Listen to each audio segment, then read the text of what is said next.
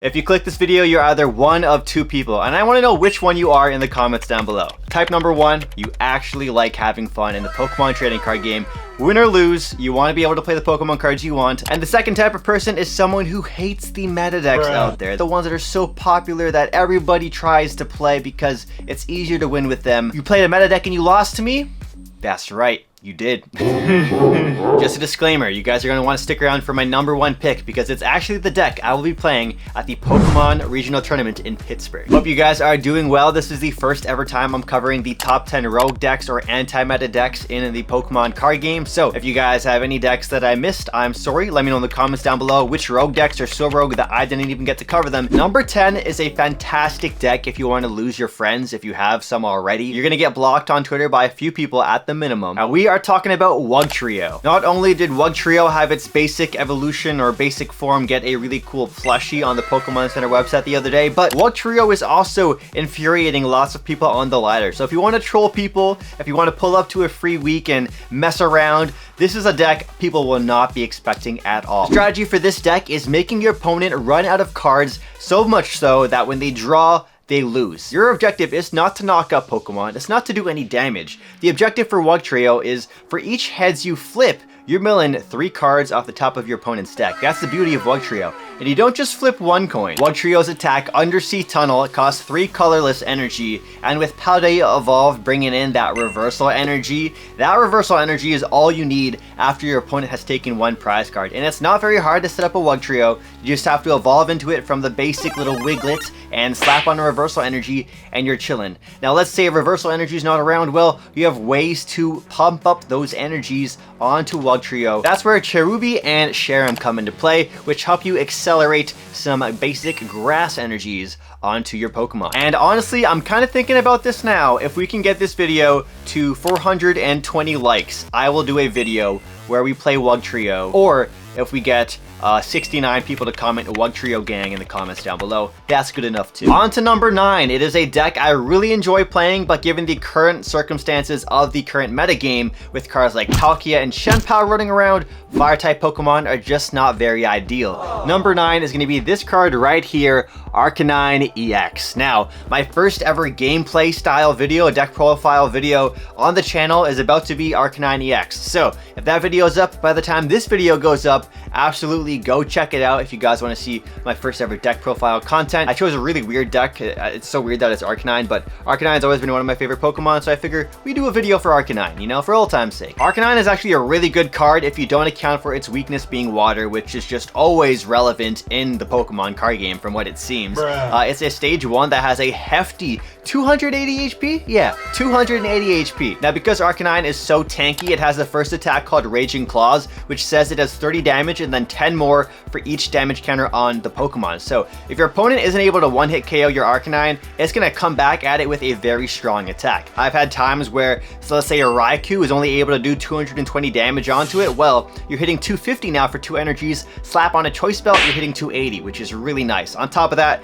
it has the other attack, Bright Flame, for 3 fire energies, it does 250, pretty solid attack. And the way that you can accelerate energies onto your beautiful Arcanine is with the help of Armarouge, a stage 1 from Scarlet and Violet, where you move your basic energies from your bench to your active Pokemon, which is going to be whatever attacker you're going to have. It can be either Moltres, it can be like Entei. And you might be wondering how you're going to get those Spire energies onto your benched Pokemon. Well, first of all, you can always attach manually, but there's a really good stadium card called Magma Bazin in the game, or Magma Bazin. You hurt your Pokemon for 20 damage, which isn't that big of a deal, and it's even better for cards like Moltres that do an extra 70 or 90 damage if you have damage counters on it. It's a really fun deck to play, a little combo oriented, but it's nothing too complicated, nothing too crazy, and it's pretty cheap because Arcanine EX is not that expensive. Coming in at number 8 is another one of my favorite Pokemon, this time from Gen 2. We're talking about Tyranitar EX. Now, the big poster child of Obsidian Flames, as you guys know, is Charizard. Charizard has all the spotlight on it, and Tyranitar is that one that people just forget about because it's not that great right now. Tyranitar EX is a really decent card, I want to say. It has really good typing. It's electric type, which is going to be great going into water type decks like Palkia, along with other decks like Lugia. If you want to hit for that electric weakness, there you go. Tyranitar EX does some work. It really does a lot of work. On top of that, it doesn't just have electric typing, it does use fighting type energies. So if you want to tech in some fighting type attackers into a Tyranitar deck, that is very much a route you can go as well, and potentially punish Arceus decks, because Arceuses get hit for weakness, slap on one fighting energy to a Galarian Zapdos V, and if they have enough V Pokemon on their bench and on their field, all it takes is one Galarian Zapdos V to one-hit KO a Arceus V-Star. Now besides that, there's also another version of Tyranitar, which is Dark type. So if you want to combo that with that special Aurora, that like new rainbow energy that just recently came out, you can have a Dark type attacker now in your Tyranitar deck that can attack into Mew VMAX and other psychic Pokemon like Gardevoir EX. So it is a flexible type of deck, and the attacks don't cost a lot of energies to attack with. However, it is a stage 2 type of Pokemon, so you guys know how it is with stage 2s. They're a little harder to set up, they're a little more inconsistent, but when someone figures out the sauce and given the right current meta game, Tyranitar EX is a deck I feel like has a lot of potential. For now, it's going to stay underrated, and that's why it's on this underrated list of rogue decks at number 8. Lucky number 7 is a fun one. If you're a fan of Mewtwo, this is a list for you. We're talking about Mewtwo V Union. No, not the V-Star, the V Union, the Exodia collaboration with the homie Mewtwo. Now, this deck is really fun. It uses a combination of Lunatone and Solrock as the main energy acceleration cards in the deck, and it's all about milling your own deck, similar to how Wugtrio's win condition is to deck your opponents out. This time it's kind of to deck yourself out, so to speak. Because if you don't know, Mewtwo V Union, and like all V Union cards, they can only be played if all those pieces of Mewtwo are in the discard pile. Once those requirements are fulfilled, you can summon or bring it out and bench it onto your bench, and then you can use your Lunatone Solrock combo to charge up your Mewtwo V Union and attack with that. It's really great because it has stalling potential with that healing attack that it has. It has some spread potential with that special like psychic explosion attack where you get to like throw, I think, like 16 damage counters at your opponent, which is really fun. And I believe it also has a one-hit KO option to attack with as well. Now, if you're not attacking with Mewtwo V Union, which is not going to happen too early into the game, of course, you have the Lunatone Solrocks, which are single prizers to attack with instead. And say you have a bunch of energies on the board already because you've been popping off those rocks, then you can use the cards like Energy Switch to move those energies onto your freshly played Mewtwo V Union. It's a really fun deck to play. I would highly recommend giving it a shot if you're able to. And if you're a fan of Mewtwo, this is honestly like, why not? It's Mewtwo, man. Play Mewtwo V Union. It's a fun deck. And the number 6 deck we're talking about is Leafeon Spidops EX. Leafeon was a Pokemon that got to do extra damage, or gets to do extra damage, the more retreat cost your opponent has. Now, there was a really good card that rotated out called Galar Mine, I believe, and it increased all Pokemon on the field their retreat cost by 2. So you're hitting just for some extra bonus damage with that stadium on the board. However, with that gone, its power level like just dropped immensely. But with the help of Spidops, it is able to do extra damage now, because for each Spidops you have in play, your opponent's retreat cost goes up. And wouldn't you know, I think Charizard EX is weak to grass type Pokemon. It's quite cheap as well. Leafeon and Spidops are not expensive by any means. On to deck number 5. Number 5 is the very first deck that I played given the Obsidian Flames format, and it is Glamora EX. Glamora EX is one of those decks that is all about controlling and manipulating the current board state. So in previous sets, we've had Galarian Weezing, which is a Pokemon that you just get to pretty much evolve into for free with the first attack of Galarian Coughing, or you can use cards like Boost Shake if you end up going first to just instantly evolve into it and then have the effect really annoy your opponent as they start playing on the very first turn. Glamora EX is really great right now in this current meta, I'd have to say, because it has the attack which only does 140 damage, which isn't too much damage, but it's 140 times 2 if you're hitting for weakness, which is going to one-shot any Arceus V-Star out there. And on top of that, you also poison the enemy as well for 10 damage per turn. Now you can combine that with Radiant Sneasler, which increases that 10 damage per turn into 30 per turn. And then on top of that, with Glamora's effect in place, when it is in the active spot, you limit your opponent's bench spaces to 3.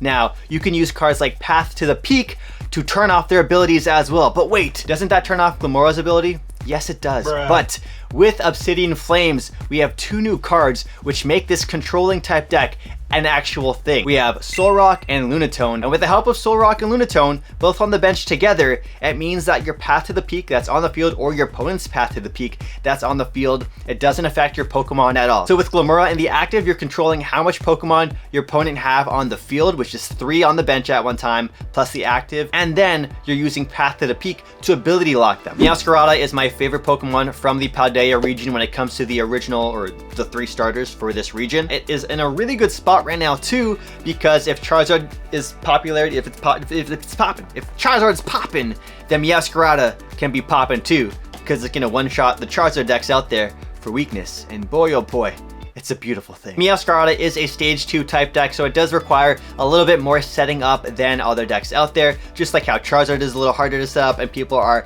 combining it with Pidgeot EX and Arceus V-Star. Meowscarada follows those same kind of strategies. Also, some players using Pidgeot EX in the deck along with Arceus V-Star. So here's my personal list of Meowscarada EX if you guys want to copy it. I've seen some pretty solid success with it. Meowscarada is really fun. It is a beefy, like 310 or 330 HP Pokemon, so it's huge. Its attack cost is very cheap. It's just 2 colorless, so you can fulfill those requirements with either 2 grass type energies or a double turbo energy, which pairs very well with, you guess it, Arceus V-Star and Pidgeot EX, which also require a double turbo energy in their attack cost. There's some really great synergy to be had there. And then you have cards like Radiant Alakazam to spread and move damage counters around. The Pokemon that you're attacking into has to have some damage counters, at least 1 on it, in order to do that extra damage from Meowscarada EX. The fun thing about Meowscarada EX is that because it is a spread deck, you can go for some really wacky plays where you're taking 3 or 4 prizes in one turn, depending on how the damage counters fall into place. I will be doing a dedicated deck profile video with gameplay, teaching you guys how to play it if you're interested in that. So if you guys want to see that kind of content, subscribe, let your boy know. And I guess the decks that get the most amount of love in the comment section will be the decks that we do deck profile videos first. Number 3 is one of my favorite decks to play because it uses my second favorite Pokemon of all time, and that is Gengar. I love Gengar. Here's my beautiful Alt Art Gengar VMAX, and I've actually done a few tournaments with this deck already, and it is in a really good spot as well because it is a deck that relies on heavy disruption with cards like Iono and Judge, and because you're not using abilities, you play a bunch of copies of Path to the Peak. For energy acceleration, you have cards like Houndoom to charge up your single strike Pokemon, and it's just a really fun, straightforward deck to play. And because it is a dark type Pokemon that hits for weakness against decks like Mew VMAX, this is a really strong fighter against Mew VMAX. I'm currently like 5-0 or 6-0 with Gengar VMAX against Mew. It's a really good matchup for Gengar as long as they don't get that Meloetta set up for the Melodious Echo. And even then, I've had my Gengar VMAX knocked out and you still win because you hit for weakness. And of course, again, with cards like Path to the Peak and Judge and Iono, you really slow down your opponent from setting up. On top of that, you have other attackers like Houndoom, which can sneak in there too. And then you also have cards like Squawkabilly that some people are playing to help accelerate and get that turn 1 going. Now, the downside to Gengar VMAX is it can be a little bricky at times. And so if you don't really set up, you know, your Houndooms and your Bibarels and at least like 1 Gengar very early on, it is an uphill battle. And that's where decks like in the meta, like God of War, where they don't have to set up as amazingly at the start, they can still come back later on. Gengar is a very front heavy, early start heavy kind of deck. So you better not brick. And so the deck I've built for it is actually pretty reliable and consistent. I really haven't bricked with it much at all. So if you guys want to see some Gengar deck profile, I'll be doing that more in detail on the channel. But I've also done a few tournament vlogs for like YouTube Shorts and TikToks. So over the next couple of days and weeks, you guys will see some Gengar VMAX tournament vlogs pop up on your feed. And if you guys don't watch too much YouTube Shorts, check out mine, okay? Because I have some quality YouTube Shorts out there. I don't just rip long form content and turn them into a short form video. I legit do tournament vlogs where it's only a tournament vlog as a YouTube short. Yeah, if you love Gengar, you're gonna love the deck. It's a lot of fun. It's a bit more expensive for its power level because Forest Seal Stone is a little bit more expensive and just Gengar VMAX is a bit more expensive too. But other than that, the rest of the cards are very affordable. On to number 2. Number 2 is a really good anti-meta deck. It's not just a rogue deck. It is a deck that has been built to counter some of the best decks in the current card game right now. And this deck is Arceus Slacking. Arceus Slacking is another deck that relies heavily on using cards like Path to the Peak along with Judge and Iono to disrupt your opponent. You have colorless attackers like Arceus V-Star and Slacking in here as well, which work really well with double turbo energy, and cards like Sharon's Care. If you want to pick up your Pokemon and run away, then bring in the next attacker, pretty much preventing your opponent's Pokemon from having a full turn of damage on you. Slacking V is also a very strong and beefy attacker if you're able to set it up and throw on a choice belt to Slacking V, and you're hitting for some really big numbers as well. Scary for those V-Star Pokemon. And some other really good cards that they include in the deck to counter the current meta is Spiritomb, which shuts off Pokemon V's abilities, so your opponent's Mew decks don't get to run as wild and crazy as they get to normally, along with cards like Lumineon not being able to work, which does hinder decks like Lugia because they need Luminions, or Shenpao Palkia because they need Lumineon. Any deck that plays Lumineon, they get hurt by Spiritomb. And now on to my number one rogue deck, my number one favorite anti-meta deck right now, and that is Miraidon Magnezone V-Star. It's a fantastic deck because there's a lot of decks out there that require setup. And so you're gonna have to have at least 2 little baby Pokemon on their bench. And my main strategy for Miraidon Magnezone is you have an army of attackers, whether it be Raikou V, Raichu V, and of course Magnezone V. So Magnezone V and V-Star are the main attackers of this deck.